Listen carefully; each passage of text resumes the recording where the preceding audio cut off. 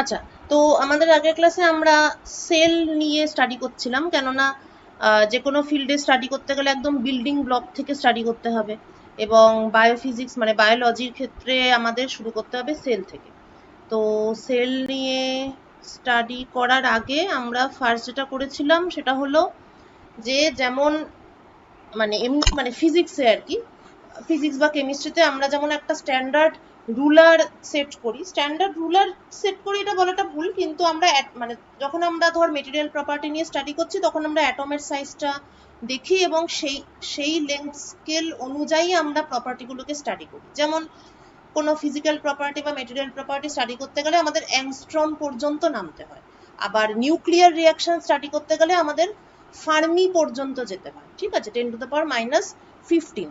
তো কোন জিনিসটা স্টাডি করতে গেলে কোন স্কেলে নামতে হবে ওই ব্যাপারটার একটা আইডিয়া থাকাটা দরকার। এখন বায়োলজির ক্ষেত্রে অসুবিধাটা এটা যে কোনো স্ট্যান্ডার্ড লেন্থ স্কেল বলে কোনো ব্যাপার নেই। মানে এমনি একটা অবজেক্টের ক্ষেত্রে যেমন একটা ইউনিট সেল মানে ক্রিস্টাল একটা ইউনিট সেল, সেটা দিয়ে ব্যাপারটাকে এক্সপ্লেন করা যায়। বায়োলজির ক্ষেত্রে বিল্ডিং ব্লকের মধ্যেই এত ভ্যারাইটি যে মানে কোনো একটা নির্দিষ্ট কিছু স্টাডি করে সেটাকেই রিপিট করে পুরোটা বুঝে গেলাম, ওই ব্যাপারটা বায়োলজির ক্ষেত্রে করা যায় না। তবে একটা জিনিস কি, যে বেসিক ইউনিট বলে একটা ডিফাইন করা হয়, যেমন এমনিতে সাধারণভাবে ইলেকট্রনের চার্জকে একটা ইউনিট ধরা হয় বা ইলেকট্রনের মাসকে একটা ইউনিট ধরা হয়, সেই রকম ভাবে বায়োলজির ক্ষেত্রে যদি আমরা ইউক্যারিওটিক যদি আমরা প্রোক্যারিওটিক সেল সম্পর্কে স্টাডি করতে চাই তাহলে ইকোলাই ব্যাকটেরিয়া, এবং যদি ইউক্যারিওটিক প্রোক্যারিওটিক আর ইউক্যারিওটিকের ব্যাপারটা কি, প্রোক্যারিওটিক হচ্ছে ছবিটা কোথায়, হ্যাঁ প্রোক্যারিওটিক হচ্ছে সব থেকে সিম্পল দেখতে প্রথম যে প্রাণীর উদ্ভব হয়েছিল, এবং তাদের কোষটা যেমন ছিল কোনো কমপ্লিকেশন ছিল না, জাস্ট একটা পর্দা ছিল এবং পর্দার ভিতরে ডিএনএটা এমনি একটা জড়ানো মড়ানো অবস্থায় ছিল, বেসিক মানে ইন্টারনাল স্ট্রাকচারের মধ্যে কোনো কমপ্লিকেশনস নেই, ঠিক আছে। তো প্রোক্যারিওটিক সেল গুলোকে স্টাডি করতে গেলে তাদের একটা ইউনিট হিসাবে সাধারণত যেটাকে ধরা হয় সেটা হলো ইকোলাই ব্যাকটেরিয়া, এবং এই ধরনের সেলগুলোর লেন্থ, ভলিউম, মাস, এই ধরনের যাই স্টাডি করা হোক না কেন সেটা ইকোলাই ব্যাকটেরিয়ার ইউনিট হিসাবে ধরে ব্যাপারটা এগোনো হয়, ঠিক আছে। আর ইউক্যারিওটিক সেলকে যদি স্টাডি করতে হয়, ইউক্যারিওটিক সেল মানে আরো অনেক জটিলতা থাকে, এগুলো তো তোরা অনেকটাই জানিস। তো ইউক্যারিওটিক সেলকে স্টাডি করতে গেলে তখন স্ট্যান্ডার্ড হিসাবে নেওয়া হয় ইস্ট সেল, ঠিক আছে। তো এই জন্য ইকোলাই এবং ইস্ট এই দুটো আর কি মডেল হিসাবে খুবই ইম্পর্টেন্ট, এবং মানে এখন যেটা তোরা পড়ছিস সেখানে তো জাস্ট প্রত্যেকটা জিনিসকে টাচ করে করে বেরিয়ে যাবে, এটা জাস্ট একটা ওভারভিউ, কিন্তু যখন ডিটেলে পড়বি মানে যদি কেউ বায়োফিজিক্স নিয়ে রিসার্চ করিস আর কি, তখন ইকোলাই আর ইস্ট নিয়ে প্রচুর কাজ করতে হবে, এবং তারপরেই যেখানে তোরা যাবি মানে যখন স্তন্যপায়ী প্রাণীতে ঢুকবি তখন হচ্ছে ইঁদুর।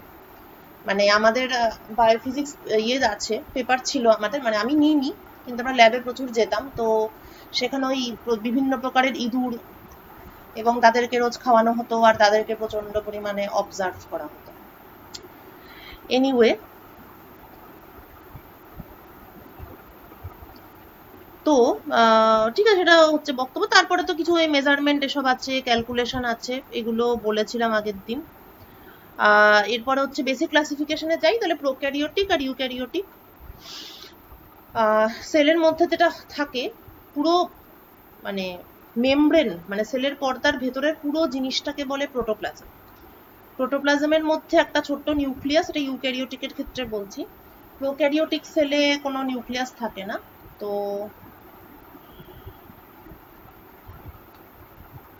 ফর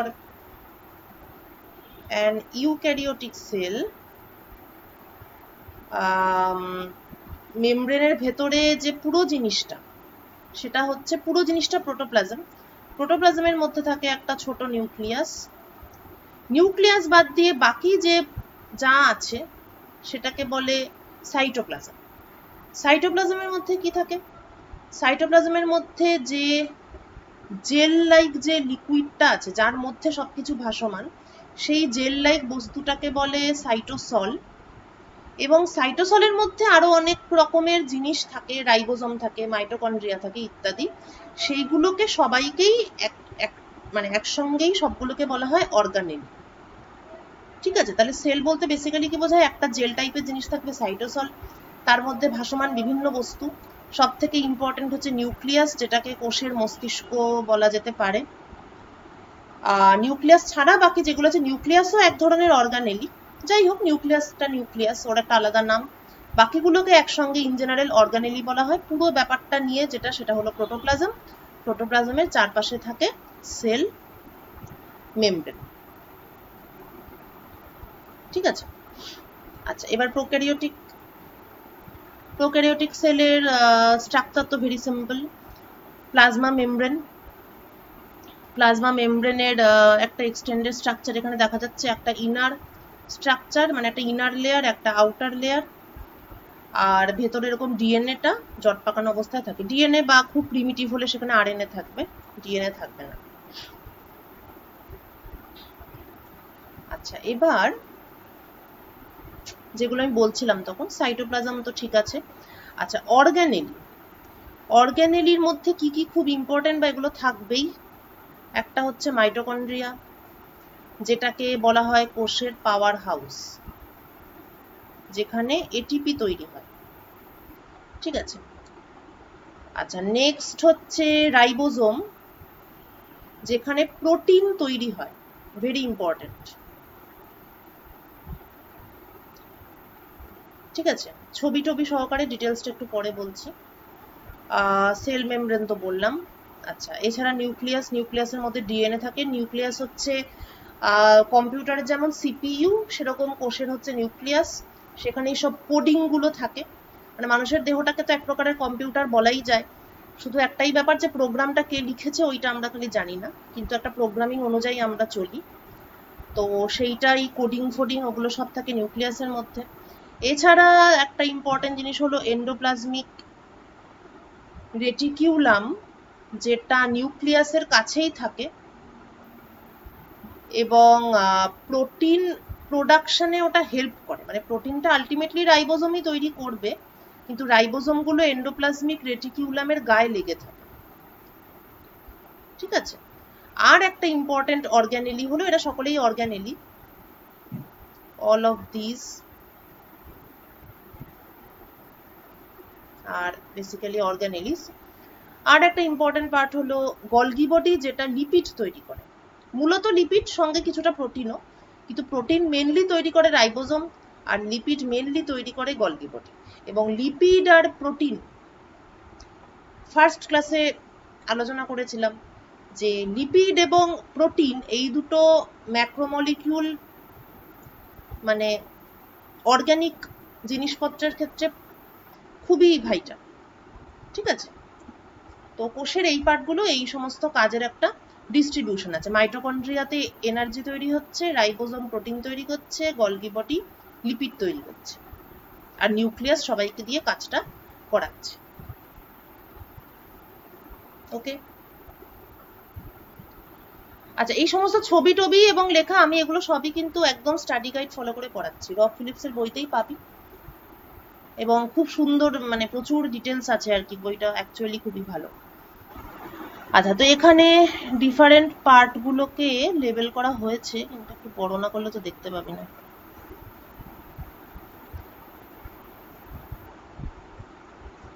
ওয়েট,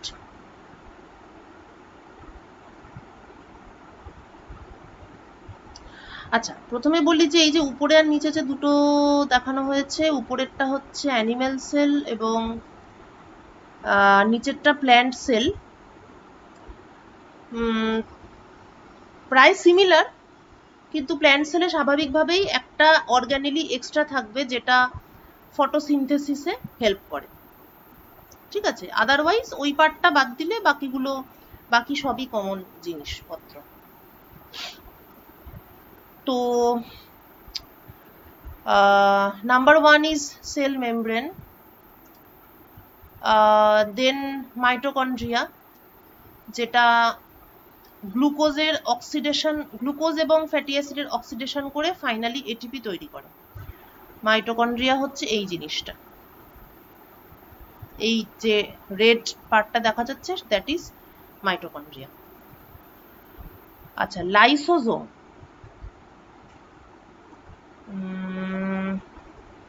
আচ্ছা আমি একটা কাজ করি, এইগুলো আমি একটু পরে দেখাবো, আগে এগুলো পার্ট বাই পার্ট ডিটেলটা বলে নিই, তারপরে আমি ব্যাপারটাতে আসছি।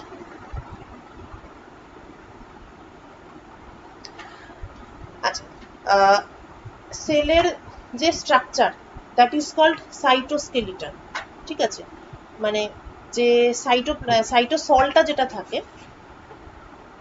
কোষের মেমব্রেনের মধ্যে, জেলি টাইপের একটা ব্যাপার, এবং অনেকগুলো অর্গানেলি থাকে। তো অর্গানেলিগুলো এমনি র্যান্ডাম, পুরোটাই র্যান্ডামলি একটা তরল পদার্থের মধ্যে ফ্লোট করে সেটা কিন্তু নয়।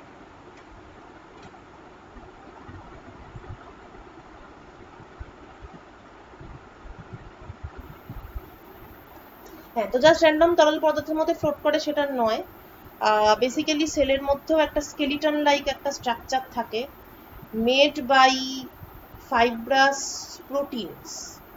যার জন্য বারবার বলছিলাম যে বারে বারে ঘুরে ফিরে দেখা যাবে বিভিন্ন জায়গায় কিছু না কিছু টাইপের প্রোটিনই চলে আসছে। যেমন সেল মেমব্রেনে প্রোটিন থাকে, তেমন সেলের ভেতরে যে লিকুইড পার্টটা আছে তার মধ্যেও এইরকম একটা স্কেলিটন টাইপের ব্যাপার থাকে। এই জিনিসগুলো কিছুই না, বিভিন্ন ধরনের ফাইব্রাস প্রোটিন, ঠিক আছে। তো এই ব্যাপারগুলোকে সাইটোস্কেলিটন বলে। সাইটোস্কেলিটনগুলোর কাজ হচ্ছে সেলের যে লিকুইডের মধ্যে যে ভাসমান বিভিন্ন রকম অর্গানেলি সেগুলোকে সাপোর্ট করা, একটা পজিশনে ধরে রাখা, প্লাস সেলটারও তো একটা নিজস্ব কি বলবো একটা স্টিফনেস আছে, রিজিডিটি আছে, ওই ব্যাপারটাকে ধরে রাখা। তো সাইটোস্কেলিটনে 3 ধরনের ফাইবার থাকে। একটা হচ্ছে মাইক্রোটিউবিউল, যেটা সব থেকে বেশি চওড়া, 20 ন্যানোমিটার ইন ডায়ামিটার, ন্যানোস্কেল, ঠিক আছে। বায়োফিজিক্স পড়তে গেলে ন্যানোমেটেরিয়ালস সম্পর্কে ভালো নলেজ অবশ্যই থাকতে হবে, কেননা এগুলো সবই হচ্ছে small scale mechanism. Microtubules they are 20 nanometre in diameter.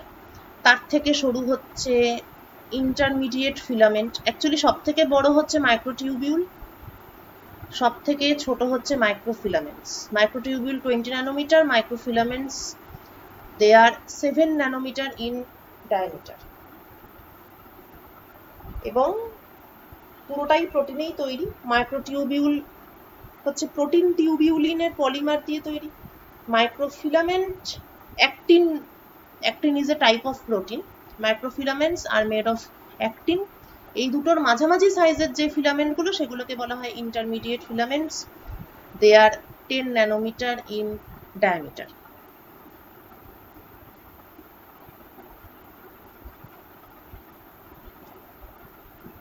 Cytoskeleton small protein sub units, ঠিক আছে, after all they are all macromolecules. হ্যাঁ, যেটা বলছিলাম ওদের কাজ হচ্ছে সেলের স্ট্রেংথ এবং রিজিডিটি ধরে রাখা, অর্থাৎ সেলের শেপটাকে ধরে রাখা।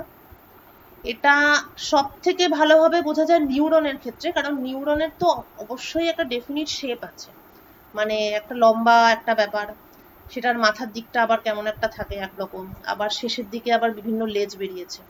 তো এই পুরো শেপটা কিন্তু মেনটেন করে সাইটোস্কেলিটন, যেখানে মূলত মাইক্রোটিউবিউলগুলো মেনলি কন্ট্রিবিউট করে, ঠিক আছে। তো এই যে বিভিন্ন রকম শাখা প্রশাখা থাকে নিউরনের, এগুলো কিন্তু গোটাটাই মাইক্রোটিউবিউল, ওকে। এবং microtubule is nothing but cytoskeleton, মানে অ্যাক্সন, ডেনড্রাইট, নামগুলো নিশ্চয়ই একটু একটু মনে পড়ছে। নিউরনের শুরুতে আর শেষে যে বিভিন্ন শাখা প্রশাখা থাকে, ব্রাঞ্চেস, ওগুলো সবই দে আর পার্টস অফ সাইটোস্কেলিটনস, মেনলি দে আর মাইক্রোটিউবিউলস, ঠিক আছে। আর কি কাজ থাকে? প্রচুর কাজ আছে সাইটোস্কেলিটনে। Cytoskeletal fibres control movement of structures. সেলের মধ্যে যে অর্গানেলিগুলো আছে সেগুলো, ফর এক্সাম্পল মাইটোকন্ড্রিয়া, তারা যদি কোনো একটা পয়েন্ট থেকে আরেকটা পয়েন্টে মুভ করতে চায় কিছু একটা কাজ করার জন্য, ক্রোমোজোম যদি মুভ করতে চায়, কিভাবে মুভ করবে? ওই ফাইবারগুলোকে ধরে ধরে মুভ করবে, ঠিক আছে, তাহলে ওরা একটু হাইওয়ে টাইপের কাজও করে। আচ্ছা, আর কি করে?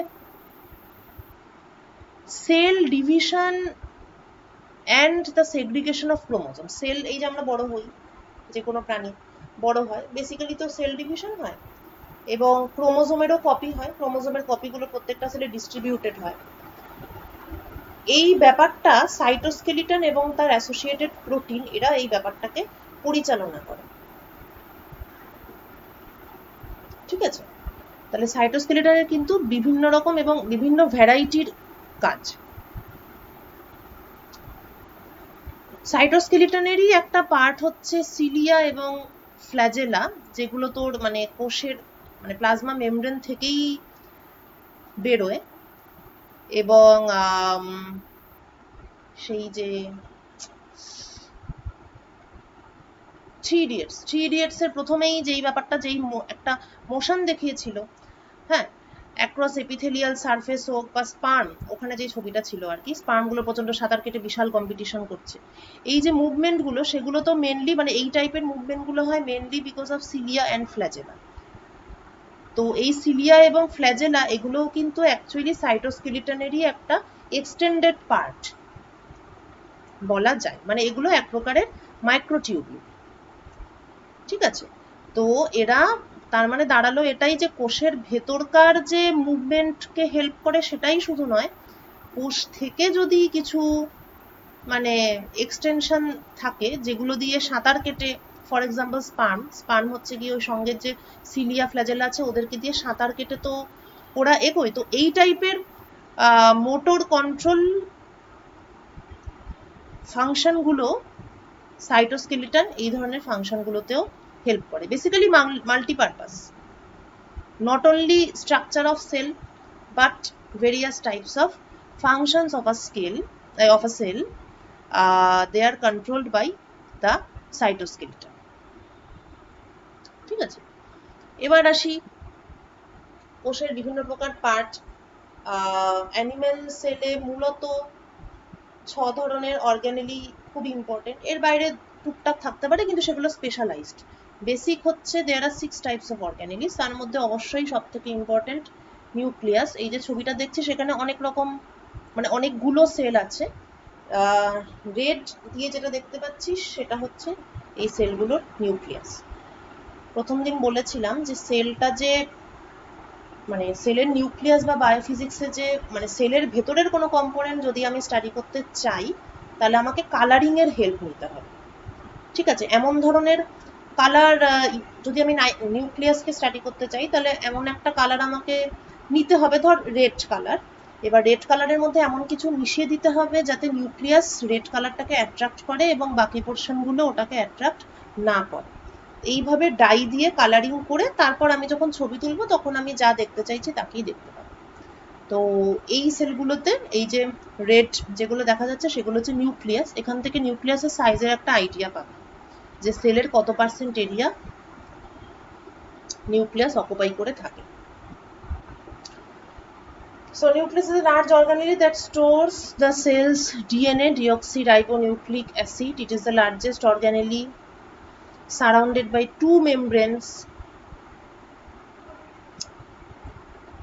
দুটো মেমব্রেনের প্রত্যেকটাই হচ্ছে ফসফোলিপিড বাইলেয়ার এবং প্রোটিন। লিপিড, প্রোটিন, লিপিড, এই হচ্ছে স্ট্রাকচার। এটা ডিটেলসটা পরে বলবো। লিপিড, প্রোটিন, লিপিড এবং লিপিডের মধ্যে মাঝে মাঝে ফসফরাস। ঠিক আছে, that is why it is called phospholipid bilayer. মানে একটা মলিকুলার স্ট্রাকচার আছে একটা বড় সড়ো দেখতে।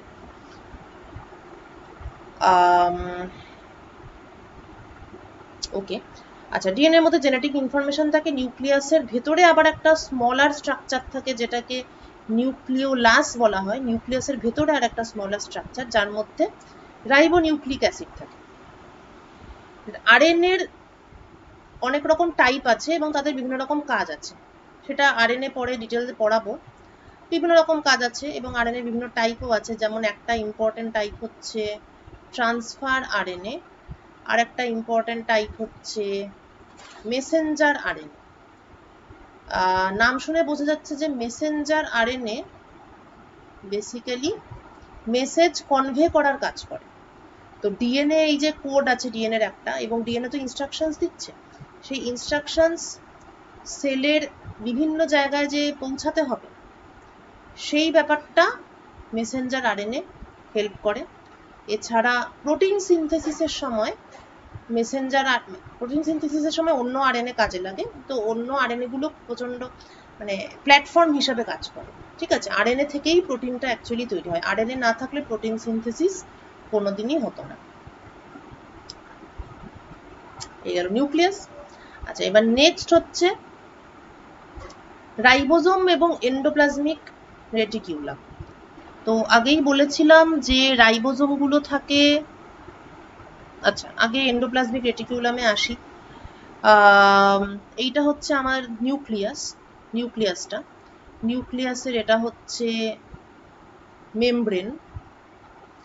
নিউক্লিয়াসের গা থেকেই এই ব্যাপারটা বেরোয়, which is called ER, endoplasmic reticulum. Endoplasmic reticulum actually দু ধরনের হয়। একটা সাইডে দেখতে পাওয়া যাচ্ছে যে গায়ে অসংখ্য গুটি গুটি আছে, এই গুটি গুটি গুলো হচ্ছে রাইবোজোম। তা যেহেতু এখানে গুটি গুটি আছে তাই এটাকে বলা হয় রাফ এন্ডোপ্লাজমিক রেটিকিউলাম। আর একটু ছোট আকারের যেগুলো আছে সেখানে দেখা যাচ্ছে কোনো গুটি নেই, এদেরকে বলা হয় স্মুথ এন্ডোপ্লাজমিক রেটিকিউলাম। ঠিক আছে, এন্ডোপ্লাজমিক রেটিকিউলামের অনেক রকম কাজের মধ্যে অন্যতম হলো, বুঝতেই পাচ্ছিস রাইবোজোম গুলো এদের গায়ে আছে, তাহলে প্রোটিন সিনথেসিসের ক্ষেত্রে এরা অ্যাক্টিভ রোল প্লে করে। সেলের মধ্যে বলেছিলাম যে ডিএনএ থাকে এবং আরএনএ থাকে। ডিএনএ প্রোটিন তৈরি করার ইনস্ট্রাকশনস সাপ্লাই করে, আরএনএ প্রোটিন তৈরি করার সময় একটা বেসিক প্ল্যাটফর্ম হিসাবে কাজ করে। কিন্তু আরএনএ তো প্রোটিন সিনথেসিসটা কমপ্লিট করে না, ওই যে বেসিক প্ল্যাটফর্ম হিসাবে কাজ করে আরএনএ, সেই ব্যাপারটাই এন্ডোপ্লাজমিক রেটিকিউলামে এসে পৌঁছায় এবং তারপর রাইবোজোমে এসে পৌঁছায় এবং রাইবোজোমে ফাইনালি প্রোটিনটা সিনথেসিস হয়। এইভাবে সেল প্রোটিন তৈরি করে following the instructions of the gene or DNA. So endoplasmic reticulum is basically very important organelle.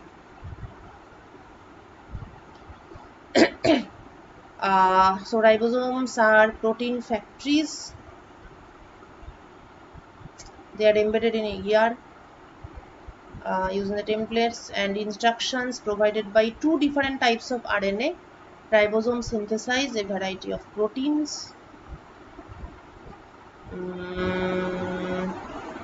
ওকে, আচ্ছা কি বলে এন্ডোপ্লাজমিক রেটিকিউলামে যে বস্তা টাইপের যে জিনিসগুলো ছিল, মানে এগুলো আর কি, এই যে বিভিন্ন পাক খাওয়া যে জিনিসগুলো, এগুলোকে বলে সিস্টার্ন। ঠিক আছে, সিস্টার্নগুলোর মধ্যেই গায়ে গায়ে ওই রাইবোজোমগুলো লেগে থাকে এবং একটা স্মুথ থাকে আর একটা রাফ থাকে, এগুলো তো বললাম। স্মুথ যে পোর্শনটা আছে, রাফ যে পোর্শনটা আছে সেখানে তো মেনলি প্রোটিন তৈরি হয়, আর স্মুথ যে পোর্শনটা আছে ইয়ারের সেখানে সেই পোর্শনটা লিপিড তৈরি করার ক্ষেত্রে হেল্প করে। Basically it acts as a factory. Now the fourth organelle, endoplasmic reticulum যেমন দেখা যাচ্ছে যে সরাসরি নিউক্লিয়াসের গায়েই আছে, নিউক্লিয়াস থেকেই বেরিয়েছে এক প্রকারে। গলগি বডিটা কিন্তু ঠিক তা নয়। ঠিক আছে, গলগি বডি দেখতে ইয়ার এর মতো, কিন্তু ওরম ভাবে ঠিক কারোর সঙ্গে অ্যাটাচড নয়। গলগি বডি এই যে this is a separate thing.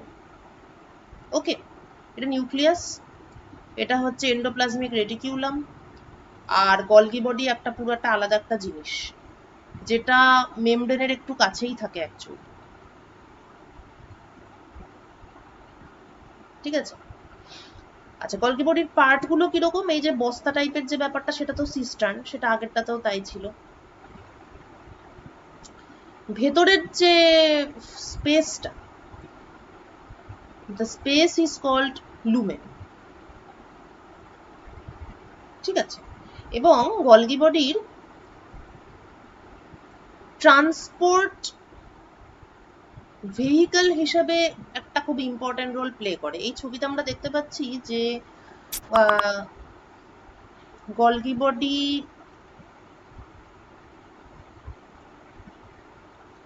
মেমব্রেনের থেকেও একটু কাছেই আছে এবং নিউক্লিয়াসের থেকেও একটু কাছেই আছে। ওকে, তো তাহলে গলগি বডি একটা মানে কমিউনিকেশনের দিক থেকে একটা খুব ইম্পর্টেন্ট জায়গায় দাঁড়িয়ে আছে। ও বাইরে থেকে কিছু অ্যাকসেপ্ট করে কোষের মধ্যে দিয়ে নিউক্লিয়াসে পাঠাতে পারে চাইলে, বা নিউক্লিয়াস থেকে কিছু কালেক্ট করে, মূলত সেই কাজটাই করবে, নিউক্লিয়াস থেকে কিছু কালেক্ট করে ও সেগুলোকে কোষের বাইরেও পাঠাতে পারে।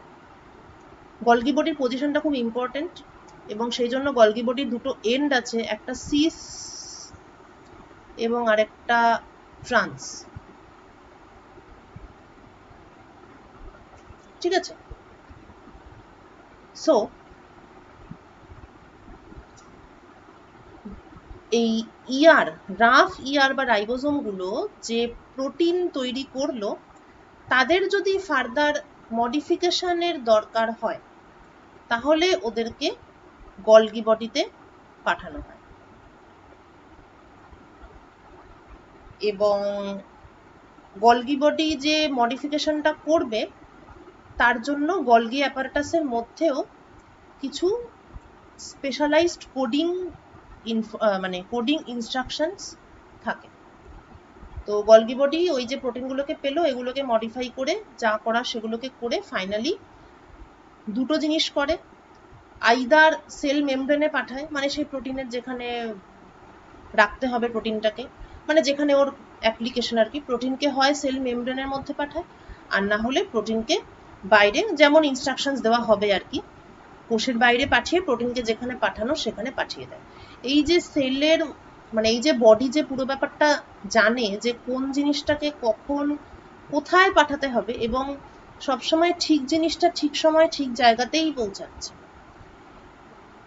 এই ব্যাপারটা যদি এত আর কি ডিসিপ্লিনড না হতো তাহলে কিন্তু প্রচুর গন্ডগোল লেগে যেত। এবং অ্যাকচুয়ালি যে আমরা যে অসুস্থ হই, বিভিন্ন রকমের অসুখের তো ভ্যারাইটি শেষ নেই, এই অসুখগুলো অ্যাকচুয়ালি কিছুই না, এই যে একটা পুরো বডির যে একটা মেশিনারি, এটা তো শুধু সেলের বললাম, মানে একটা সেলের মধ্যেই কত রকম অ্যাক্টিভিটি হচ্ছে।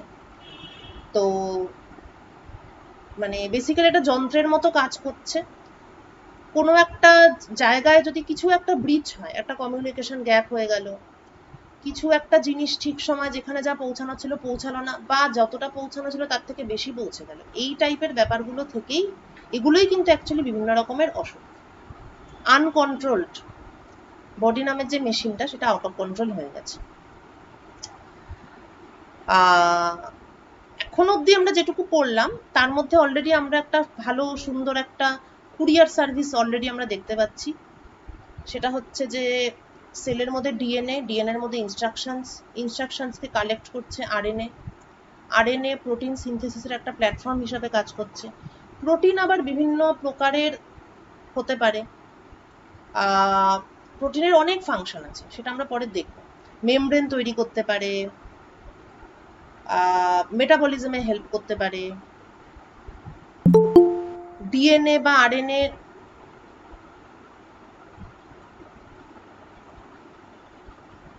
কিসের আওয়াজ, হ্যাঁ, মেটাবলিজমে হেল্প করতে পারে, তারপরে আরো অনেক, মানে যেমন ট্রান্সপোর্টে হেল্প করতে পারে, একটা কোষ একটা জায়গা থেকে আরেকটা জায়গায় যাবে সেখানে হেল্প করতে পারে, সাইটোস্কেলিটন তৈরি করে, মানে প্রোটিন হচ্ছে খুবই বেসিক। তো সেই ইনস্ট্রাকশনস অনুযায়ী নানান ধরনের প্রোটিন তৈরি হলো, কোন প্রোটিনকে কখন কোথায় পাঠাতে হবে, কাকে কতটা মডিফাই করতে হবে, আরএনএ একটা প্ল্যাটফর্ম হিসেবে কাজ করলো, তারপরে সেটা ঢুকে গেল এন্ডোপ্লাজমিক রেটিকুলামের মধ্যে, এর মধ্যে যে ভেতরে যে লুমেন আছে এখানে একটা লিকুইড টাইপের থাকে, তো তার মধ্যে দিয়ে ভেসে ভেসে সেটা এই মেমব্রেনটাকে ভেদ করে রাইবোজোমে এসে পৌঁছালো। রাইবোজোমে আসার পরে প্রোটিনের প্রাথমিক সিনথেসিসটা কমপ্লিট হলো, কিন্তু যেটা তৈরি হলো হয়তো সেটুকুই সাফিসিয়েন্ট না, তখন ও একটা ভেসিকেলে করে এটা কিভাবে তৈরি হলো, এই যে এন্ডোপ্লাজমিক রেটিকুলাম আছে সেটারই একটা পোর্শন ডিট্যাচড হয়ে এই ব্যাপারটা তৈরি হলো। তারপর জিনিসটা একা একাই হয়তো ক্লোজ হয়ে গেল ফর প্রোটেকশন, সেই জিনিসটা এসে পৌঁছালো গলগি অ্যাপারেটাসে। গলগি অ্যাপারেটাসের একটা সিস ফেস, একটা ট্রান্সফেস। ট্রান্সফেসটা মেমব্রেনের দিকে মুখ করে, সিস ফেসটা হচ্ছে এন্ডোপ্লাজমিক রেটিকুলামের দিকে মুখ করে। তো এই ট্রান্সপোর্ট ভেসিকেলটা এর কাছে এসে পৌঁছালো, যেহেতু গলগি অ্যাপারেটাসের যে মেমব্রেন আর এন্ডোপ্লাজমিক রেটিকুলামের যে মেমব্রেন, জিনিসটা মেমব্রেন গুলো মানে মেমব্রেন ব্যাপারটা আলটিমেটলি বেসিক কম্পোজিশনটা কিন্তু এক, সেটা হচ্ছে লিপিড প্রোটিন লিপিড, কিছু লিপিড থাকবে কিছু প্রোটিন থাকবে, তো বেসিক জিনিসটা তো একই। তো এখান থেকে যেমন ডিট্যাচড হয়ে এই ভেসিকেল তৈরি হয়েছিল, এটা আবার এখানে এসে সহজেই অ্যাটাচড হয়ে যাবে এবং তখন এই প্রোটিনগুলো এখানে এসে পৌঁছাবে। ঠিক আছে, এই প্রোটিনগুলো এখানে এসে পৌঁছানোর পরে এখানে আবার যা মডিফাই করার গলগি অ্যাপারেটাস সেটাকে মডিফাই করলো, করে সেটাকে আবার এই যে এখানে আবার ডিট্যাচড হলো, ডিট্যাচড হয়ে এটাকে সেল মেমব্রেনের কাছে নিয়ে গেল। সেল মেমব্রেনে যদি মনে হয় এখান থেকে কিছু প্রোটিনকে আমি নিয়ে নেব, তার যা নেওয়ার হলো নিল, আর যেগুলো মনে হচ্ছে এখানে লাগবে না, এদেরকে অন্য কোথাও পাঠাতে হবে, তাদেরকে সেলের বাইরে রিলিজ করে দিল। ওকে, তো খুবই ছোট্ট একটা পাথ, কিন্তু খুব ডিসিপ্লিনড ভাবে হলো। এই পুরো ইনস্ট্রাকশনস কিন্তু আবার জেনেটিক জিনের মধ্যেই পুরো ইনস্ট্রাকশনস দেওয়া আছে। কোষগুলো কিন্তু মানে অর্গানেলিগুলো কিন্তু জানে যে ওদেরকে কখন কিভাবে অ্যাক্ট করতে হবে। এই ব্যাপারে আরো ডিটেলস আমরা পরে পড়বো, যে মানে ওরা অ্যাকচুয়ালি কিভাবে বুঝছে যে আমি কোনটা থেকে কি নেব আর কখন কাকে কোথায় পাঠাবো, এই ব্যাপারটা ও অ্যাকচুয়ালি কিভাবে বুঝছে।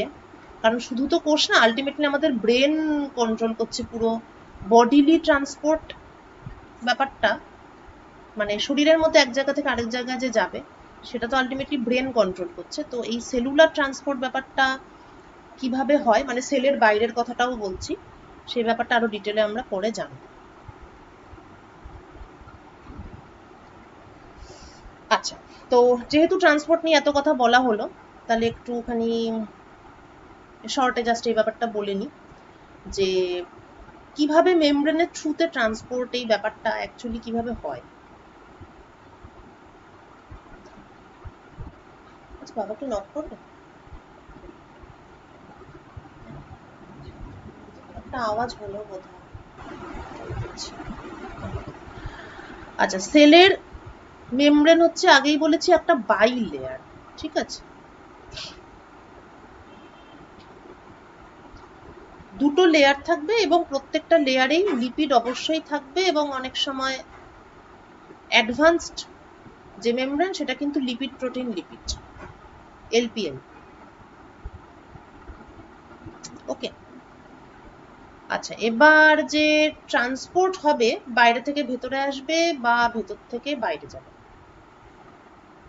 একটা কনসেন্ট্রেশন গ্রেডিয়েন্ট মানে সেটার আন্ডারেই জিনিসপত্র একদিক থেকে অন্যদিকে যায়। তো ধরা যাক যে এই যে মেমব্রেনটা সেটার একটা দিকে হাই কনসেন্ট্রেশন আর অন্যদিকে লো কনসেন্ট্রেশন, তাহলে স্বাভাবিক অবস্থায় বাইরে মানে বাইরে না, মানে এটা উপর থেকে নিচে আসার কথা নর্মাল সিচুয়েশনে আন্ডার দ্য কনসেন্ট্রেশন গ্রেডিয়েন্ট। যদি মলিকিউলগুলো জাস্ট মেমব্রেনের মধ্যে দিয়ে সোজাসুজি ভেতরে ঢুকে যায়, তাহলে অবভিয়াসলি এটা সিম্পল ডিফিউশন। ঠিক আছে, কনসেন্ট্রেশন গ্রেডিয়েন্ট ছিল, এখানে বেশি ছিল, এখান থেকে সোজাসুজি এখানে ঢুকে গেল। এবার সিম্পল ডিফিউশন এই ব্যাপারটা অ্যাকচুয়ালি কি, এই যে মলিকিউলটা এই হচ্ছে একটা ছোট্ট মলিকিউল, মানে এটা সাইজ ওয়াইজই এখানে মানে ছবিগুলো করা আছে। তো যেহেতু এই মলিকিউলটা ছোট, এই লেয়ারগুলোর মধ্যে যে লিপিড প্রোটিন লিপিড আছে সেটাও তো বেসিক্যালি কিছু মলিকিউল। তো ওই মলিকিউলগুলোর মধ্যে যে ফাঁকাগুলো আছে, মানে লেয়ারের মধ্যে যে গ্যাপটা আছে, সেই গ্যাপের মধ্যে দিয়ে ছোট সাইজের মলিকিউল হলে তারা সিম্পলি গ্যাপের মধ্যে দিয়ে ডিফিউজ করে একদিক থেকে আরেক দিকে চলে আসে, এটার মধ্যে কোনো মানে ঝামেলা নেই, সিম্পল মেকানিজম, সোজাসুজি চলে আসছে। যারা একটু বড় সাইজের মলিকিউল, তারা কিন্তু এত সহজে এক পাশ থেকে অন্য পাশে যেতে পারে না। তাদেরকে হেল্প করার জন্য লেয়ারের মধ্যে একটা রাস্তা বা টানেল বা চ্যানেল ক্রিয়েট করতে হবে। এই কাজটা করে প্রোটিন। এই যে লিপিড প্রোটিন লিপিড, এই কথাটা আমি বারবার বলছি। আসলে ব্যাপারটা হলো যে ব্যাপারটা এরকম থাকে যে একটা লিপিডের একটা স্তর থাকে এবং তার মধ্যে এরকম এরকম করে প্রোটিনের মলিকিউলগুলো ঢুকে থাকে, ঠিক আছে? Lipid protein lipid structure means lipid layer, তার মধ্যে খোঁচা খোঁচা প্রোটিন ঢুকে আছে। এই প্রোটিনগুলো, আগেই বলেছি প্রোটিনের এত রকম ফাংশন আছে যে মানে জাস্ট ভাবা যায় না, মাল্টি ট্যালেন্টেড। ট্রান্সপোর্টের ক্ষেত্রে প্রোটিন কিভাবে কাজ করে, দুভাবে হেল্প করতে পারে। একটা হচ্ছে এক ধরনের প্রোটিন থাকে দেয়ার চ্যানেল প্রোটিনস, আরেক ধরনের প্রোটিন থাকে দেয়ার ক্যারিয়ার প্রোটিনস। ওকে, চ্যানেল প্রোটিন কি করবে? চ্যানেল প্রোটিন হচ্ছে যারা সহজে ডিফিউজ করতে পারছে না তাদের জন্য একটা চ্যানেল খুলে দেবে, ঠিক আছে? এগুলোর ডিটেল মেকানিজম পরে যখন সেলুলার ট্রান্সপোর্ট পড়াবো তখন বলবো। চ্যানেল প্রোটিন এই লিপিড লেয়ারের মধ্যে একটা চ্যানেল ক্রিয়েট করে দেবে যাতে সেই চ্যানেল দিয়ে সোজাসুজি মলিকিউলটা ভেতরে ঢুকে যেতে পারে। ক্যারিয়ার প্রোটিন আবার একটু অন্যরকম কাজ করে। ক্যারিয়ার প্রোটিন অ্যাকচুয়ালি মলিকিউলটাকে নিজেই অ্যাটাচড, নিজেই অ্যাবজর্ব করে নেয়। চ্যানেল প্রোটিন কিন্তু মলিকিউলের সঙ্গে কখনো অ্যাটাচড হয় না। ক্যারিয়ার প্রোটিন কিন্তু ক্যারি করে। চ্যানেল প্রোটিন শুধু চ্যানেলটা ওপেন করে দিচ্ছে, কিন্তু নিজে কিছু ক্যারি করছে না। ক্যারিয়ার প্রোটিন কিন্তু জিনিসটাকে ক্যারি করে, ঠিক আছে? ও এটাকে নিজেই অ্যাকসেপ্ট করে নেয়, তারপর ওটাকে ক্যারি করে হয় সেলের জাস্ট ভেতরে নিয়ে গিয়ে ছেড়ে দেয়, অথবা ছেড়েও দেয় না, একদম সঙ্গে করে বাড়ি পৌঁছে দিয়ে আসে, মানে যেখানে ওর যাওয়ার কথা সেইখানে গিয়ে ওকে রিলিজ করে, রাইট? তো এই পুরো ব্যাপারটা ডিফিউশন, সিম্পল ডিফিউশনটা তো কোনো প্রবলেমেটিক ব্যাপার নয়। আদারওয়াইজ চ্যানেল প্রোটিন এবং ক্যারিয়ার প্রোটিন যে কাজটা করলো, এদেরকে বলা হয় passive transport. Why passive? Active passive তোরা ইয়েতে পড়েছিস, কি বলো ওটাকে, ইলেকট্রিক্যাল সার্কিটে পড়েছিস। ইন্ডাক্টর, ক্যাপাসিটর, রেজিস্টার, এদেরকে প্যাসিভ এলিমেন্ট বলা হয়, কেননা ওরা কোনো এনার্জি তৈরি করে না। They do not produce energy বা they do not cause any voltage gain বা পাওয়ার গেন। কিন্তু যেমন ট্রানজিস্টার, একে বলা হয় অ্যাক্টিভ এলিমেন্ট, কারণ ও ভোল্টেজ গেন বা পাওয়ার গেন তৈরি করে। এটাও তাই, প্যাসিভ ট্রান্সপোর্টে কোনো এনার্জির ব্যাপার নেই, কেননা কনসেন্ট্রেশন গ্রেডিয়েন্টের আন্ডারে এটা স্পন্টেনিয়াসলি হওয়ার কথা। So this is called passive transport. কিন্তু অনেক সময় কনসেন্ট্রেশন গ্রেডিয়েন্টের বিপরীতেও ট্রান্সফার হয়। So if material has to be transferred against the concentration gradient, যদি সেটা করতে হয় তখন স্বাভাবিকভাবেই এনার্জি দিতে হবে। কোথা থেকে আসবে এনার্জি? এটিপি থেকে আসবে, মাইটোকন্ড্রিয়া, এটিপি। এটিপি ছাড়া তো আমাদের আর কোনো শক্তির ইউনিট নেই। শক্তির আমাদের একটাই ইউনিট বা একটাই আর কি, ওই কি বলে, ওই আর কি ক্যাপসুল, সেটা হচ্ছে এটিপি। তো এই এটিপি এনার্জি প্রোভাইড করে, সেই এনার্জি নিয়ে ও স্রোতের বিপরীতে যাচ্ছে এবং মেমব্রেনের এক পাশ থেকে অন্য পাশে বেরিয়ে যাচ্ছে। So this is the basics of transport of a molecule. Okay, now chloroplast, যেটা প্ল্যান্ট সেলের স্পেশালিটি, বা otherwise animal cell, plant cell একই রকম। প্ল্যান্ট সেলের এক্সট্রা অর্গানেলি আছে উইচ ইজ ক্লোরোপ্লাস্ট, যেটা কিনা ফটোসিনথেসিসের জন্য রেসপন্সিবল। ক্লোরোপ্লাস্টের স্ট্রাকচার, এটা জাস্ট, যদিও মানে জাস্ট ফর ইনফরমেশন, এটা খুব বেশি ডিটেলসের দরকার নেই। ক্লোরোপ্লাস্টে যথারীতি আউটার মেমব্রেন থাকে, একটা ইনার মেমব্রেন থাকে, এবং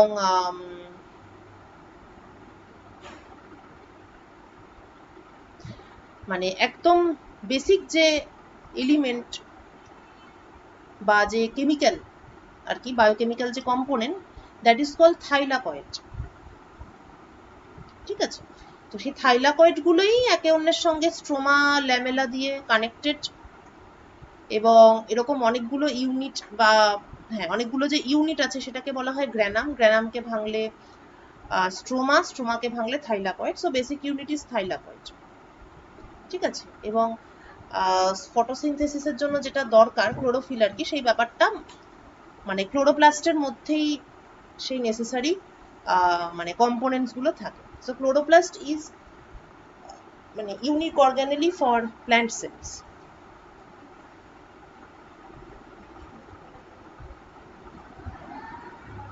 In chloroplast there is a pigment which is called chlorophyll. It captures sun's energy to transform water and carbon dioxide into glucose. সেই গ্লুকোজের উপরেই আমরা বেঁচে আছি। Last but not the least is mitochondria, powerhouse of our cell. মাইটোকন্ড্রিয়ার ভেতরেও বিভিন্ন প্রকারের structure, এবং ইম্পর্টেন্ট হলো মাইটোকন্ড্রিয়া contains DNA.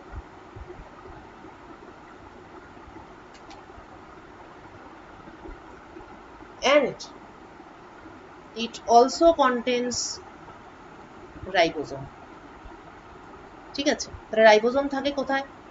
এন্ডোপ্লাজমিক রেটিকিউলামে থাকে এবং মাইটোকন্ড্রিয়াতে থাকে। আর ডিএনএ নিউক্লিয়াসের বাইরে একটাই জায়গায় থাকে, সেটা হচ্ছে মাইটোকন্ড্রিয়া।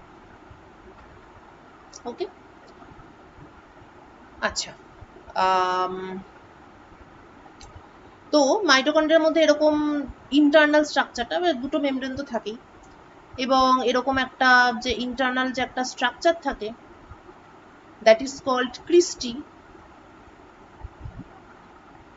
এবং এদের গায়ে মানে এই যে এটিপি প্রোডাকশন যে ইউনিটগুলো, এটিপি গুলো যে তৈরি হয়, সেগুলো অ্যাকচুয়ালি মানে এদের গায়ে অনেক ছোট ছোট ব্রাউন ডটস থাকে। ঠিক আছে, এগুলোর আরো অনেক স্ট্রাকচারাল কমপ্লিকেশনস আছে, কিন্তু এত ডিটেলে এই মুহূর্তে না গেলেও চলবে। So mitochondria, basically what it does is it is the powerhouse of the cell. It is found in most eukaryotic cell. It is the site of cellular respiration, শ্বসন প্রক্রিয়া। অবভিয়াসলি শ্বাস নিচ্ছি তবেই তো আর কি, শ্বাস নিচ্ছি আর খাবার খাচ্ছি তবেই শক্তি তৈরি হচ্ছে। They transform molecules like glucose into adenosine triphosphate. এবার এই এটিপি এনার্জি প্রোভাইড করে বিভিন্ন কাজের জন্য, বিভিন্ন রকম কাজ। সেলুলার ট্রান্সপোর্ট হতে পারে, সেল ডিভিশন হতে পারে, মানে সেল যাই করে, প্রোটিন ট্রান্সপোর্ট হতে পারে, সেলের যত অ্যাক্টিভিটি আছে সবগুলোই এটিপি এনার্জি প্রোভাইড করে। কিভাবে প্রোভাইড করে? বেশিরভাগ ক্ষেত্রে ATP becomes ATP, adenosine ATP তো অ্যাডিনোসিন ট্রাইফসফেট, এবং এডিপি হচ্ছে অ্যাডিনোসিন ডাইফসফেট। তো বোঝাই যাচ্ছে যে তিনটে ফসফেট থাকে আর দুটো ফসফেট থাকে। তো এই যে রিয়াকশনটা, এটা তো একটা কেমিক্যাল রিয়াকশন। তো এই যে একটা ফসফেট যে বেরিয়ে যায় অ্যাডিনোসিন ট্রাইফসফেট থেকে, একটা ফসফেট গ্রুপ বেরিয়ে যাবে, তার ফলে ওটা অ্যাডিনোসিন ডাইফসফেট হবে। এই রিয়াকশনটাতে large amount of energy released হয়। দিস ইজ এক্সোয়ার্গিক রিয়াকশন। ওই যে large amount of energy release হলো, ওটাই মানে দাস মানে এভাবে ও এনার্জি সাপ্লাই করে ফর ভেরিয়াস সেলুলার প্রসেসেস। এবং যে সমস্ত অর্গ্যানগুলোতে বেশি এনার্জির দরকার পড়ে, যেমন লিভার খাবার হজম করছে, মাসেল যেটা দিয়ে আমরা লাগাতার কাজ করছি, এই টাইপের কোষগুলোতে মাইটোকন্ড্রিয়ার পরিমাণটা বেশি। মানে কতটা অটো জেনারেটেড সেটা ভাব, মানে যখন যেইখানে যেই জিনিসটার আমাদের দরকার তখন সেইখানে সেই জিনিসটা হচ্ছে, এবং যেই কোষগুলোকে আমি যত বেশি খাটাবো সেই অনুযায়ী কিন্তু সেই কোষগুলো পরিবর্তনও হবে। যারা রেগুলার ফিজিক্যাল এক্সারসাইজ করে তাদের মাসেল অনেক বেশি স্ট্রং হয়। কেন? কেননা ও রেগুলার এক্সারসাইজের মাধ্যমে বডিকে এটা বোঝাতে পেরেছে যে আমার মাসেল সেলগুলো আমি বেশি ইউজ করছি, তাই আমার মাসেল সেলটাতে আরো বেশি স্ট্রেংথ এবং বেশি এনার্জি দরকার। এটাও বোঝাতে পেরেছে বলেই বডি তাকে হেল্প করছে এবং তার মাসেলগুলো সেই রকমই তৈরি হয়েছে। একটু বয়স্ক মানুষদের ক্ষেত্রে এটা লক্ষ্য করবি যে মানে ধর এককালে ধর মানে পড়াশোনা করেছে, ঠিক আছে, তারপরে ধর অনেকদিন পড়াশোনার সঙ্গে কেউ টাচে নেই, অন্য কোনো কাজ করে, বা বয়স্ক মানুষদের ক্ষেত্রে কি হয়, পড়াশোনা কমপ্লিট হয়ে গেছে, সেই ধরনের জবে প্রফেশনে হয়তো নেই, দীর্ঘদিন যদি ব্রেনটা পড়াশোনার কমপ্লিকেটেড ব্যাপারে যদি না খাটানো হয়, একটা টাইমের পরে দেখা যায় যে সাধারণ জিনিসগুলো ঠিক যেন মানে বুঝতে পারছেন না। ঠিক আছে, মানে দেখবি একই বয়সের লোক, কিন্তু একটা লোক হয়তো কম্পিউটারে ফটাফট কাজ করছে, আরেকজন হয়তো স্মার্টফোনে কিভাবে কি হচ্ছে সেটা বুঝতে গিয়েই মানে সেটার পেরেই উঠছে, কিন্তু হয়তো তাদের কোয়ালিফিকেশনটা একই।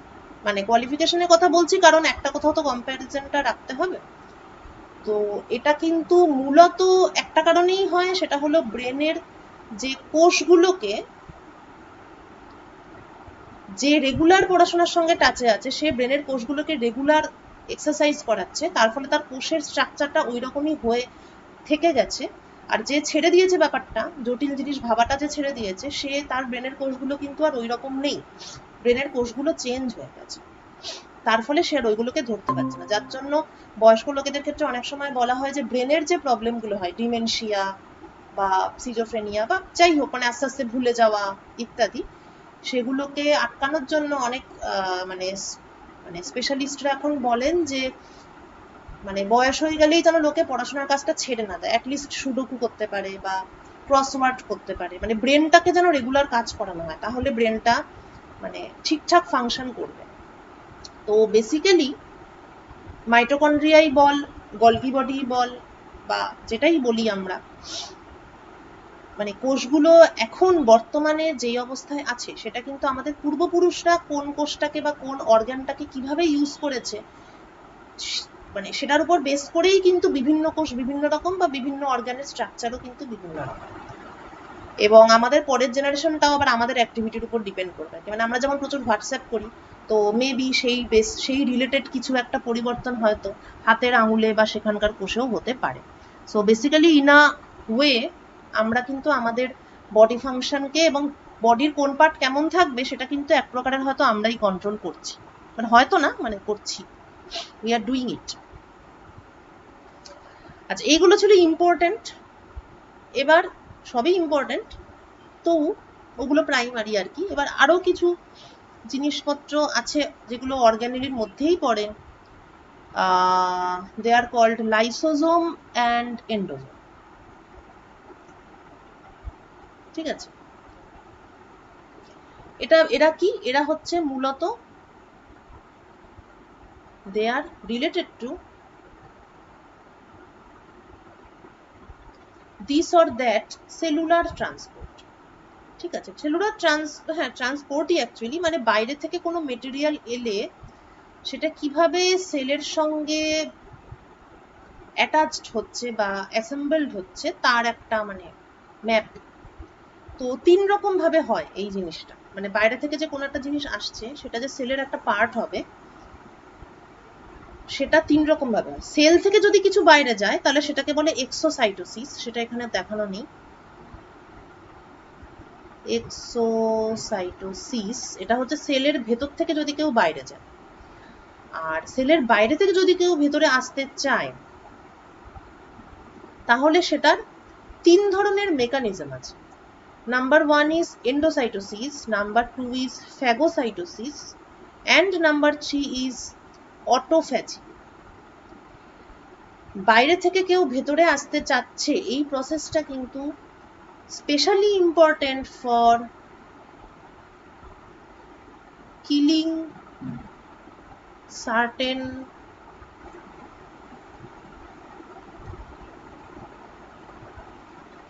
Bacteria or virus. ঠিক আছে, যেমন শ্বেত রক্তকণিকা, এগুলো ইমিউনিটির সঙ্গে সরাসরি রিলেটেড। বেসিক্যালি ওরা কি করে, খপ খপ করে ব্যাকটেরিয়া ভাইরাসগুলোকে মারে। তো সেটা তো একটা প্রসেস আছে। এটা মানে শুধু শ্বেত রক্তকণিকা ছাড়াও এরকম আরো অনেক রকম আর কি সেল আছে যাদের এটাই কাজ, মানে ধরে ধরে জীবাণুগুলোকে মারা। তো অ্যাকচুয়ালি কি করে, খেয়ে হজম করে ফেলে। তো সেই দ্যাট ইজ দ্য মানে সেই প্রসেসটা এদের মধ্যেই যে কোনো একটা, either endo or phaco or অটোফ্যাজ। ওকে, আচ্ছা, এন্ডোসাইটোসিসের ব্যাপারটা কি হচ্ছে, বাইরের মেটেরিয়াল আছে, সেল মেমব্রেনটা একটা গর্ত তৈরি করলো, এরা গর্তের মধ্যে ঢুকে গেল মানে একা একাই ঢুকে যায় না ইনোসেন্ট বাচ্চার মতো, এমন কিছু আছে সেল মেমব্রেনে যা এদেরকে টেনে আনে, ঠিক আছে, অ্যাট্রাক্ট করে। আচ্ছা, যখনই ঢুকে গেল তখনই ও এখানে মুখটা ক্লোজ করে দেয়, ক্লোজ করে একটা থলে তৈরি করে। এই থলে, দিস থলে is the early stage of endosome. তো বেসিক্যালি এন্ডোজোমটা কি, এন্ডোজোম হচ্ছে একটা sac which contains extracellular material। ঠিক আছে, তো এই থলে হলো, এই থলে এটা আর্লি স্টেজ, তারপর লেট স্টেজ, লেট এন্ডোজোম। ঠিক আছে, এবার এটা এই অবধি থাক। আচ্ছা, এবার আরেকটা প্রসেস কি ছিল, ফ্যাগোসাইটোসিস। ফ্যাগোসাইটোসিস এরকম ছোট ছোট ভেঙে ভাঙা ভাঙা মেটেরিয়ালের জন্য না, একটা গোটা ব্যাকটেরিয়াকে খেয়ে নেয়। ঠিক আছে, তাহলে এটা আরেকটু শক্তিশালী প্রসেস। তো মূলত এই যে ভাইরাস ব্যাকটেরিয়ার ব্যাপারটা বললাম, এটা হচ্ছে they are killed by a process which is called phagocytosis। তো গোটা ব্যাকটেরিয়া এরকম থলে বানালো, বানিয়ে কপ করে ভেতরে ঢুকিয়ে নিল, দিয়ে এটা থলে হয়ে গেল। এটা ছিল এন্ডোজোম, এন্ডোসাইটোসিস। এটা হচ্ছে phagocytosis, so this is called phagosome. Okay, আচ্ছা, আরেকটা কি, অটোফ্যাজি।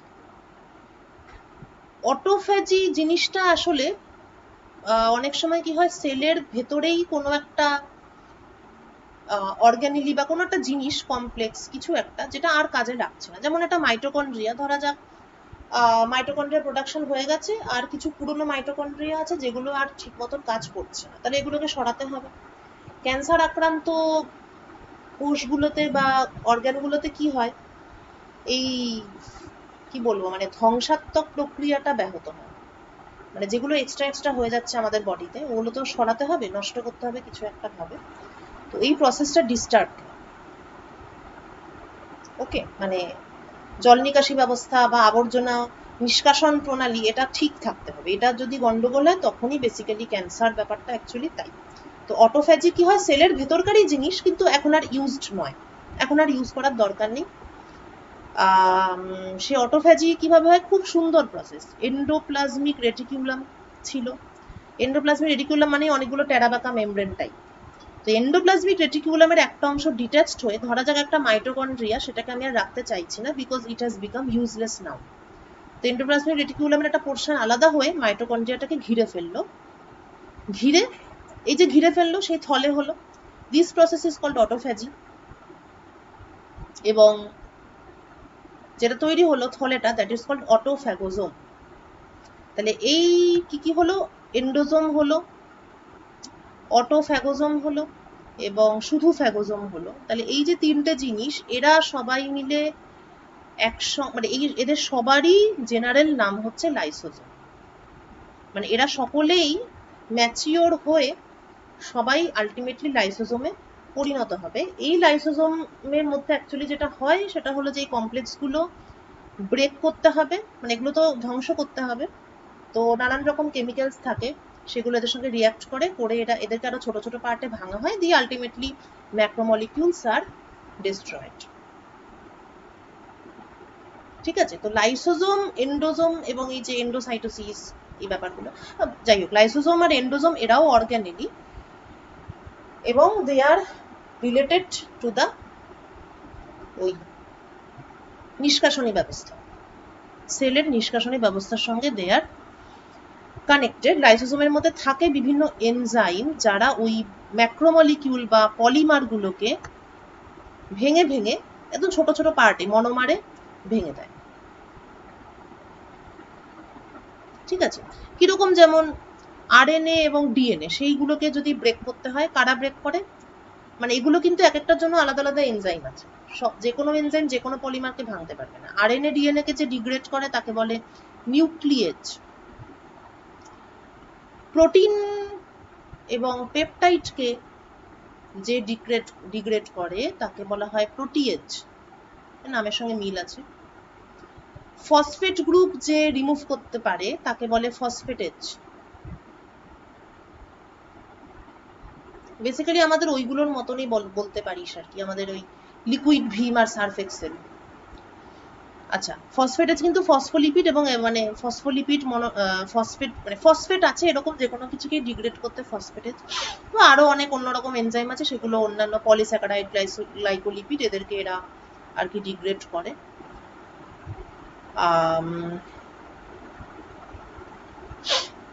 এবং এই লাইসোজোমের এই যে এনজাইম গুলো এরা অ্যাসিডিক পিএইচ এ বেশি ভালো কাজ করে। ঠিক আছে, তাহলে লাইসোজোমের ভেতরে পিএইচটা অ্যাসিডিক থাকা দরকার। যদি পিএইচটা অ্যাসিডিক না হয়, যদি নিউট্রাল পিএইচ হয়ে যায়, তাহলে কিন্তু ওরা আর ঠিকঠাক কাজ করবে না। এবং সেলের বাইরে যে ফ্লুইড গুলো থাকে, এক্সট্রা সেলুলার ফ্লুইড আর কি, সেখানে কিন্তু এই পিএইচটা নিউট্রাল। মানে আমি বলতে চাইছি যে এইরকম ভাবার কোনো কারণ নেই যে এই যে লাইসোজোমের মধ্যে যে ধ্বংসাত্মক প্রক্রিয়া চলছে, লাইসোজোমের ভেতরের এনজাইমগুলো যদি বাইরে বেরিয়ে যায় তাহলে যে কোষটাই নষ্ট হয়ে যাবে সেটা কিন্তু না, মানে কোষ কিন্তু সেই ব্যবস্থাটা করে রেখেছে। এই যে এনজাইমগুলো যেগুলো এই জিনিসগুলোকে নষ্ট করছে, সেই এনজাইমগুলো কিন্তু অ্যাসিডিক পিএইচ ছাড়া কাজ করে না, এবং অ্যাসিডিক পিএইচ শুধুমাত্র লাইসোজোমের ভেতরেই থাকে। লাইসোজোমের বাইরে এবং কোষের বাইরে কোথাও কিন্তু পিএইচ অ্যাসিডিক নয়, যার ফলে এই এনজাইমগুলো যদি বেরিয়েও যায় বা অনেক সময় থাকেও এনজাইমগুলো বাইরেও থাকে, কিন্তু ওরা কখনোই মানে কোনো কিছুকে ডিগ্রেড করে না।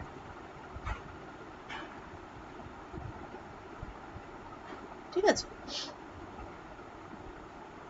আচ্ছা,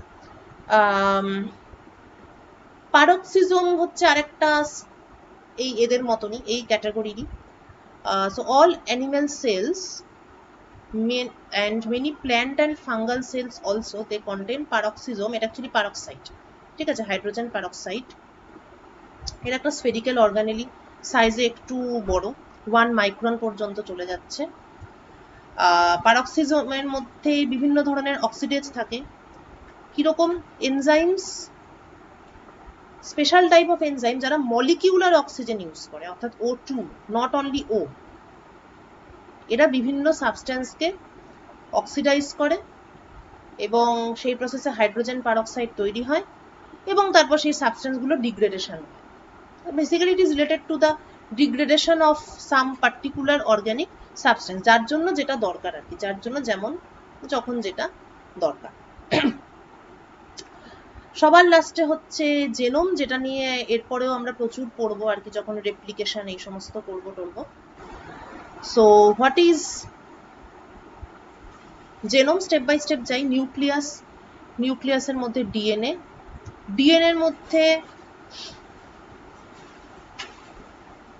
মানে ডিএনএটাকেই জেনোম বলে, এবং ডিএনএর মধ্যে যে কোডগুলো থাকে ওগুলো হচ্ছে জেনেটিক কোড। প্রোক্যারিওটিক সেলের ক্ষেত্রে একটাই সার্কুলার ডিএনএ মলিকিউল থাকে, যেটা লেংথে 1 মিলিমিটারের মতো হয়, কিন্তু পেঁচিয়ে পেঁচিয়ে থাকে আর কি কোষের মধ্যে। তার জন্য মাইক্রোমিটার সাইজের সেলের মধ্যে ওটা থাকতে পারে। ইউক্যারিওটিক সেলের ক্ষেত্রে তো ডাবল হেলিক্স স্ট্রাকচার, সে তো অনেক কমপ্লিকেটেড ব্যাপার, সেগুলো আমরা ডিটেলে পরে যখন ডিএনএ রেপ্লিকেশন এগুলো পড়বো তখন পড়বো। তো প্রত্যেকটা ক্রোমোজোমের মধ্যে ওরকম ডিএনএ মলিকিউল থাকে। ডিএনএর বেসিক ডিএনএ গুলো পেঁচানো থাকে যার উপর, that is called histone, mainly histone, তাছাড়া অন্যান্য প্রোটিনও থাকে। যখন ক্রোমোজোম আমরা অবজার্ভ করতে পারি একমাত্র সেল ডিভিশনের সময়, কারণ যখন সেল ডিভিশন হচ্ছে না তখন অ্যাকচুয়ালি ক্রোমোজোমগুলো শুধু কোডিং এর ইনফরমেশন দিচ্ছে, আর কিছু যেহেতু করছে না, ওরা একটু ডিসপার্স অবস্থায় থাকে। এবং যথেষ্ট ডেন্সিটি না থাকলে তো চোখে দেখা যাবে না বস্তুটাকে। তো সেল ডিভিশনের সময় ছাড়া জেনোমকে অবজার্ভ করা ইজ নট পসিবল। ঠিক আছে, আচ্ছা এটা হচ্ছে নিউক্লিয়াস, তার মধ্যে ভেতরে ছোট্ট নিউক্লিওলাস, তার মধ্যে আরএনএ থাকে, যেটা আগেই বলছিলাম। হ্যাঁ, তো এই হচ্ছে এই ডিএনএ যেটা মানে পেঁচানো থাকে যে ব্লকগুলোর উপর, সেটাকে বলা হয় হিস্টোন, এবং this is actually called nucleosome. ঠিক আছে, নিউক্লিওজোম মানে হচ্ছে অ্যাকচুয়ালি হিস্টোনের গায়ে ডিএনএটা পেঁচানো, এবং নিউক্লিওজোমের ভেতরে থাকে আরএনএ।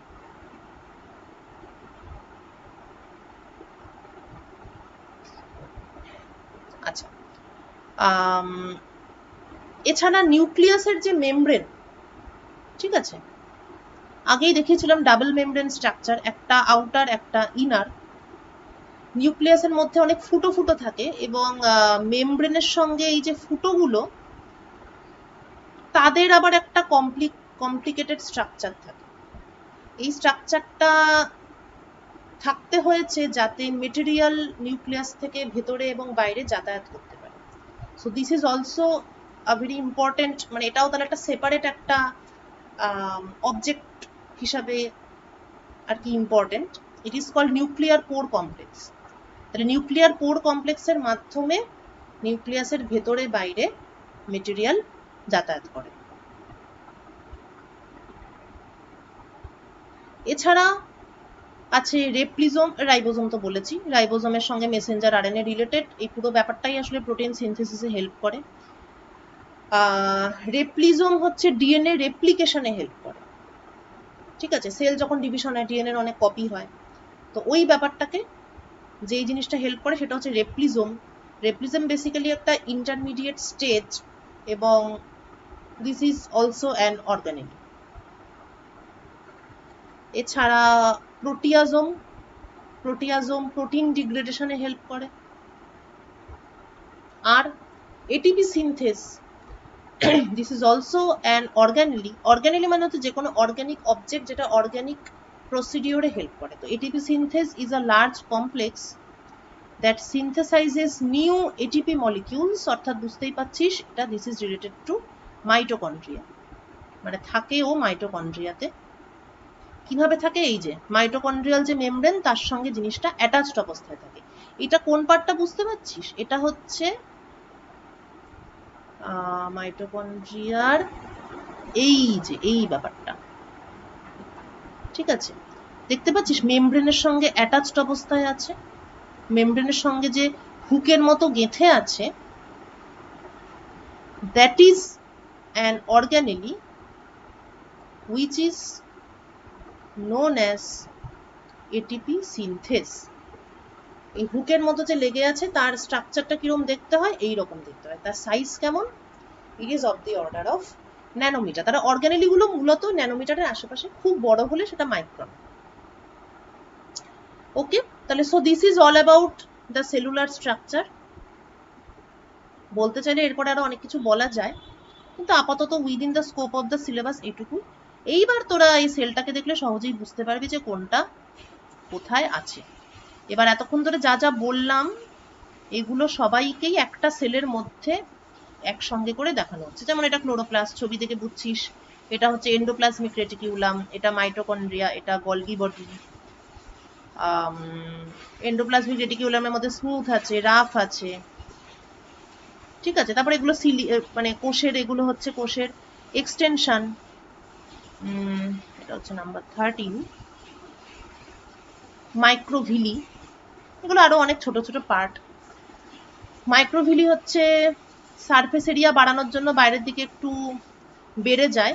সারফেস এরিয়া বাড়লে কি হবে, অ্যাবজর্পশনটা ভালো হবে, যে পুষ্টিকর খাবারগুলো আমরা খাচ্ছি, নিউট্রিয়েন্টগুলো আরো বেশি ভালোভাবে অ্যাবজর্ব হয়, কোষের মধ্যে ঢুকবে। ঠিক আছে, ভ্যাকুওল একটা ইম্পর্টেন্ট জিনিস। ভ্যাকুওলটা এখানে কোথায় লেবেলিংটা করা আছে, 14।